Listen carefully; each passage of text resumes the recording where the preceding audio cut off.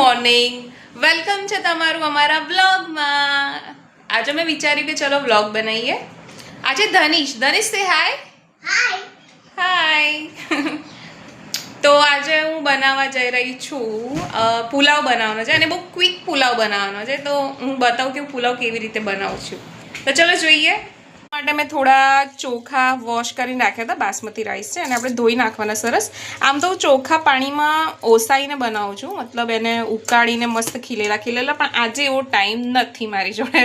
આમાં છે ને બધી સબ્જી છે, વટાણા, બટાકા, ડુંગળી, ટામેટા, મરચાં, કેપ્સિકમ, પછી બીન્સ, એ બધું તમને જે શાક ભાવતું હોય ને એને સરસ કાપી લેવાનું, સુધારી લેવાનું અને એમાં દહીં નાખીને બધા મસાલા, ગરમ મસાલા નાખીને મેરિનેટ કરીને 15 થી 20 મિનિટ સુધી છોડી દઈશું આપણે. એને સરસ મેરિનેટ થવા દેવાનું અને પછી આનો વઘાર કરવાનો. અને અહીંયા મેં રાખી દીધું છે કુકર ગરમ થવા માટે. હવે એને હું પુલાવ માટે આપણે વઘાર કરીશું. હવે વઘાર માટે નાખીશું થોડું જીરું. જો કે તમે લોકો મારા શોર્ટ્સ મતલબ સરસ લાઈક કરો છો અને પસંદ કરો છો, એની માટે દિલથી ધન્યવાદ.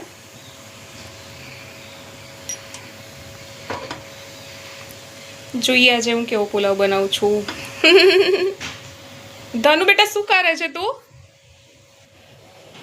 હું તને રસોડામાંથી જોવા આવી કે તું ધમાલ તો નહીં કરતો ને? બિલકુલ નહીં કરતો. તો સાયકલ ચલાય ને બેટા. ધનિશને વેકેશન છે. ધનિશને હમણાં વેકેશન પડી ગયું છે એટલે વેકેશનમાં ફૂલ ધમાલ ને ફૂલ એન્જોય હોય છે. અત્યારે શાંત એટલે બેઠો છે કે એનો મોટો ભાઈ બહાર ગયો છે એટલે ભાઈ શાંતિથી બેઠા છે. આપણે જેવા મોટા ભાઈ આવશે એટલે ધમાલ ચાલુ, એકદમ જોરદાર. હે ને ધનુ? પછી ક્રિકેટ રમશે, મને પણ રમાડશે, પણ મને દાવ નહીં આપતા, બેટિંગ મને નથી આપતા, મને ખાલી બોલિંગ નખાવે અને ફિલ્ડિંગ કરાવે. હે ને? અરે વાતોમાં આપણું જીરું તો થોડું વધારે થઈ ગયું છે. હવે એની અંદર નાખી દેવાના ગરમ મસાલા, તજ, લવિંગ, સિનેમમ અને બધું નાખી દેવાનું. સરસ રીતે આ ફૂટી જાય. આની અંદર તમે કશું કરી શકો છો કે જો ફરીથી એક નાની ડુંગળી સમારીને વઘારમાં જો નાખવી હોય તો તમે નાખો, પણ હું નહીં નાખતી કેમ કે ઓલરેડી મેં 2 ડુંગળી આની અંદર સમારીને નાખી દીધી છે એટલે. ઓકે ચલો હવે હું આ નાખી દઈશ મસાલો આની અંદર. થોડા દૂરથી નાખવાનો, દાજી ના જઈએ આપણે.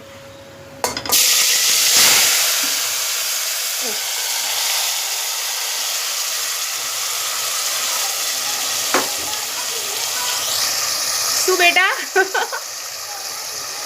વઘાર ધીમે કરું, બહુ અવાજ આવે છે.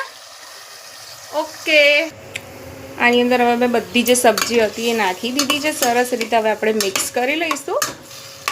કેવું સરસ દેખાય છે. એની ખુશ્બુ એટલી સરસ આવી રહી છે કે જો તમે લોકો અહીંયા હોત તો તમને ખ્યાલ આવે કે એની ખુશ્બુ કેટલી સુપર આવી છે.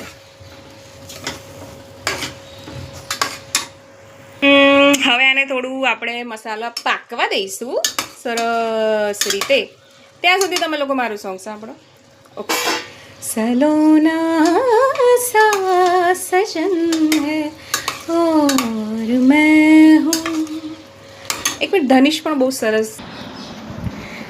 હવે હું જ્યાં સુધી આપણી પુલાવની તરી આવે છે ત્યાં સુધી ધનિશને હું સોંગ ગાઈશું.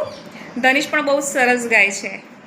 સલોના સા સજન હૈ ઓર મેં હું जिया के इसके अगर मैं हूँ और मैं हूँ सलोना सा सजन है और मैं हूँ.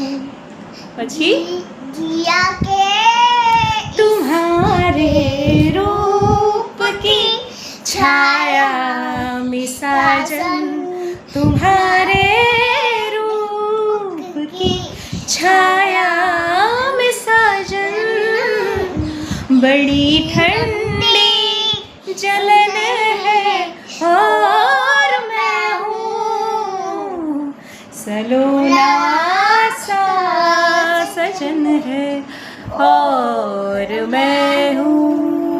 Thank you Dhanu, thank you. So Dhanish મારી જોડે હું જ્યારે પણ પ્રેક્ટિસ કરું ને ગાવાની કે બેસું કે હા મારે થોડો રિયાઝ કરવો છે કે ચલો આજે ગાવાની ઈચ્છા છે તો એ ચોક્કસ મારી જોડે ગાતો હોય છે અને સિરિયસલી એ બહુ સરસ ગાય છે. ચલો હવે આપણે પુલાવની તરી આવી ગઈ છે એ બી જોઈ લઈએ. ઓકે, પુલાવની બી સરસ તરી આવી ગઈ છે.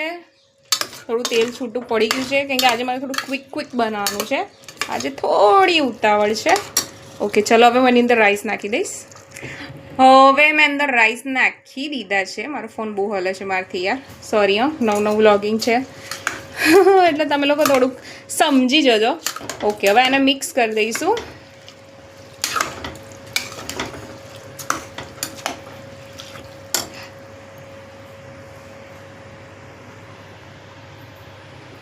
હવે આની અંદર જરૂર પૂરતું બે ગ્લાસ પાણી નાખી દીધું છે અને કુકરને સરસ બંધ કરીને એને સીટી મારવા માટે છોડી કરી દીધું છે. 3 સીટી વાગવા દઈશું.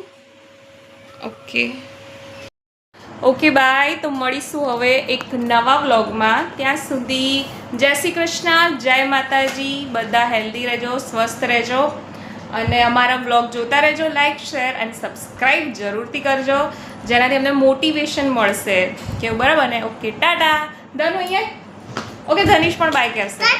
બાય. કે લાઈક શેર અને સબસ્ક્રાઈબ બોલ. Like and subscribe. બાય.